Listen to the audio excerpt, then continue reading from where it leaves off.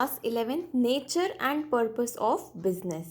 अब बिजनेस क्या है ये समझने से पहले हम ये समझेंगे कि ह्यूमन एक्टिविटीज़ कितने टाइप्स की होती हैं। देखो, अगर मेजरली देखा जाए तो ह्यूमन एक्टिविटीज़ दो टाइप की हैं, एक इकोनॉमिक एक्टिविटी और दूसरा नॉन इकोनॉमिक एक्टिविटी। अब इकोनॉमिक एक्टिविटी मतलब वो एक्टिविटीज़ जो आप पैसा कमाने के लिए करते हो, ऐसी एक्टिविटीज़ जिनसे मनी जनरेट होगी वो इकोनॉमिक एक्टिविटी हैं। और ऐसी एक्टिविटीज़ जिनसे कोई मनी जनरेट नहीं होती, कोई मॉनेटरी वैल्यू उन ट्रांजैक्शंस की नहीं होती, वो नॉन इकोनॉमिक एक्टिविटी होते हैं। ठीक है, वो आप यूजुअली कब करते हो?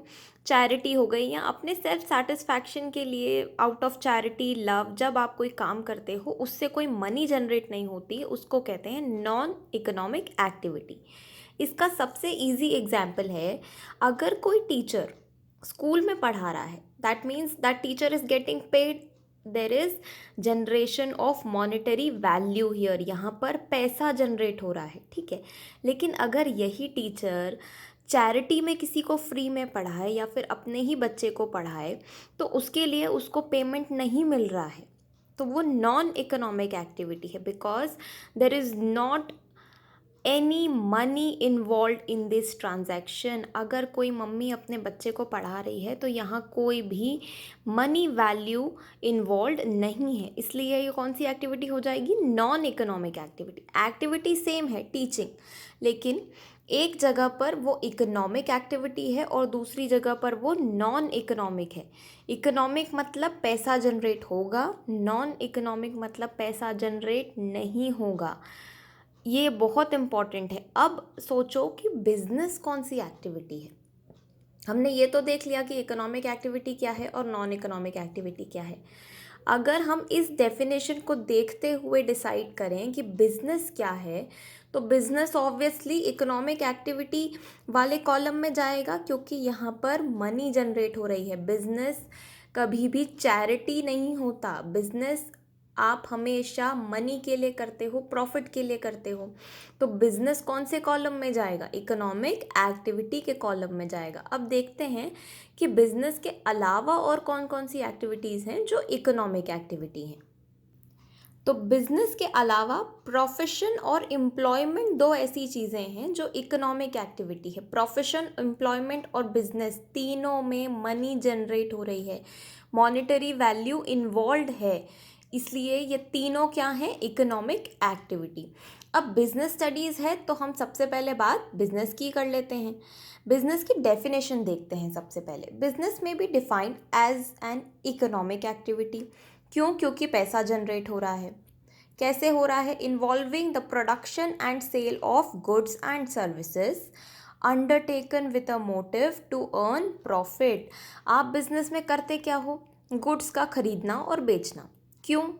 चैरिटी के लिए तो नहीं करते, प्रॉफिट के लिए करते हैं। कोई भी बिजनेसमैन होगा तो वो बिजनेस क्यों करेगा? पैसा कमाने के लिए करेगा, और ये जो पैसा वो कमाता है उसे क्या कहते हैं? प्रॉफिट। अब फीचर्स ऑफ बिजनेस को थोड़ा सा डिटेल में देखते हैं। सबसे पहले हमने यहाँ देखा एन इकोनॉमिक एक्टिविटी, तो पहला कैरेक्टरिस्टिक भी यही हो जाएगा। पहला फीचर क्या है? N economic activity. क्यों? क्योंकि यहाँ पर आप इस एक्टिविटी को करते हो प्रॉफिट कमाने के लिए, अपना घर चलाने के लिए, इनकम जनरेट होती है इसमें, और जिस जिस एक्टिविटी में इनकम जनरेट होगी उसे कहा जाएगा इकोनॉमिक एक्टिविटी। नेक्स्ट पॉइंट है production of goods and services. सोचो, अगर कोई गुड प्रोड्यूस ही नहीं हुआ है तो सेल कैसे होगी उस चीज़ की? अगर आप कोई चीज़ बेच के प्रॉफिट कमाना चाहते हो तो उससे पहले आपको क्या करना पड़ेगा? आपको उस प्रोडक्ट को प्रोड्यूस करना पड़ेगा। ठीक है, प्रोड्यूस करो या किसी और से खरीद कर बेचो, दोनों में से कुछ भी चलेगा, मगर बेचने से पहले वो प्रोडक्ट आपके पास होना चाहिए। तो आपके पास वो आएगा कैसे? या तो प्रोड्यूस करके, या तो आप किसी और से प्रोक्योर करेंगे, मतलब किसी और से खरीदेंगे और फिर उसको आगे बेचेंगे। गुड्स मस्ट बी प्रोड्यूस्ड और procured before offering them for sale. बेचने से पहले वो आपके पास होने चाहिए। कैसे आएंगे? या तो आप उनको खुद प्रोड्यूस करेंगे, मतलब मैन्युफैक्चर करेंगे, या तो फिर किसी और से खरीदेंगे। अब चलते हैं नेक्स्ट कैरेक्टरिस्टिक की तरफ। सेल और एक्सचेंज ऑफ गुड्स और सर्विसेज। देखो, बिजनेस इन्वॉल्व्स सेल और exchange of goods and services for value. Business में आप क्या करते हो? गुड्स एंड सर्विसेज का एक्सचेंज।